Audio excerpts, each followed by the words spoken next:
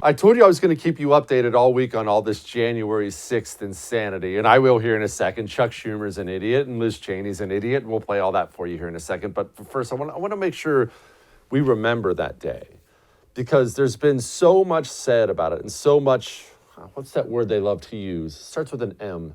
Misinformation out there about it. I want to make sure the record has been set straight once again on January 6th. Donald Trump gave a big speech on January 6th. At no point during that speech did Donald Trump say anything to those protesters about storming the Capitol. Let's go take over the Capitol. At no point did he even indicate you should do anything like that at all. And then I remember, I'm sure you probably remember too, we started getting video out that day as it was happening. It looked like there were riots and people were throwing things. There was tear gas and windows breaking. And I remember I got a text message from one of my relatives saying they're storming the Capitol. And I wasn't even in a place where I was watching it. I'm looking, I'm thinking, they're what? Huh? What's going on? And we started getting really bad video out there.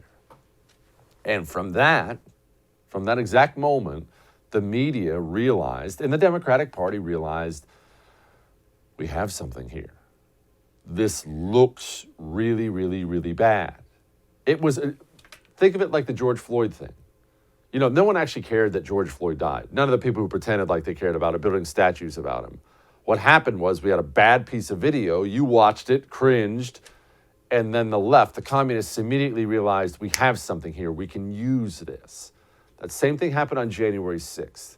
Democrats saw they had something they could use to attack Donald Trump, to attack the Republican Party, and to, most importantly, this is really what they wanted out of it, to get the forces of government, namely the FBI, to aim their sights at their political opponents. It's an extremely dangerous situation right now.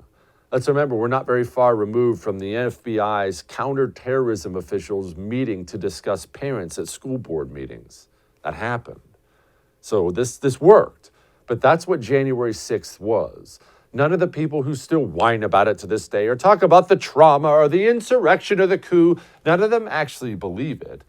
What they all realized was we had some bad video. The truth will take forever to get out. We can use the bad video to advance our goals and intimidate the right into total silence so they can't protest against the insane things we want to do.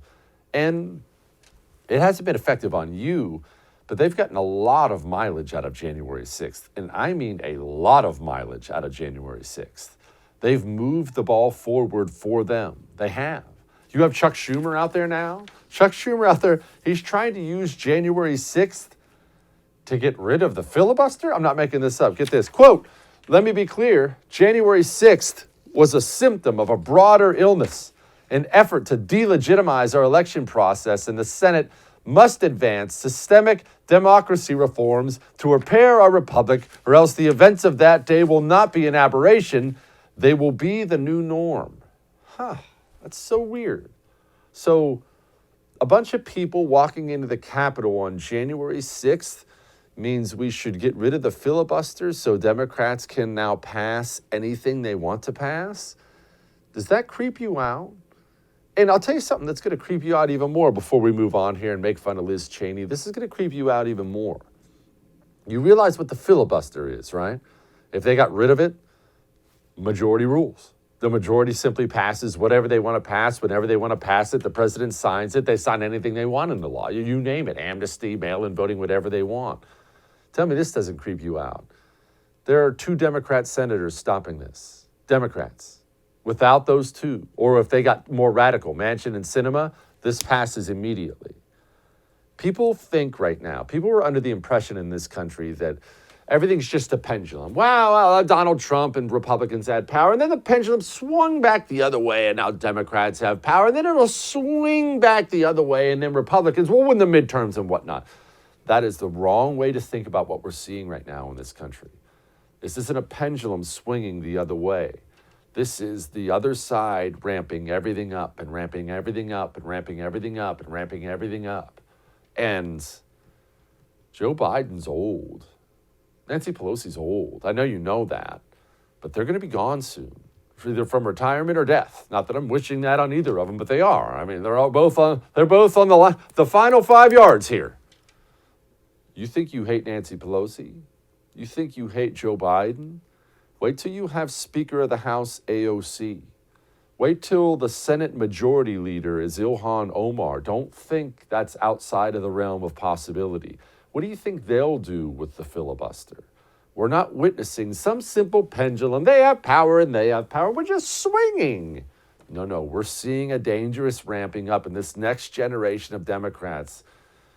They are something to keep your eye on. Hey, thanks so much for watching The First on YouTube. If you liked what you saw, go ahead and like and subscribe. You heard me. Like it, subscribe. You'll get a lot more of it and a lot more of me.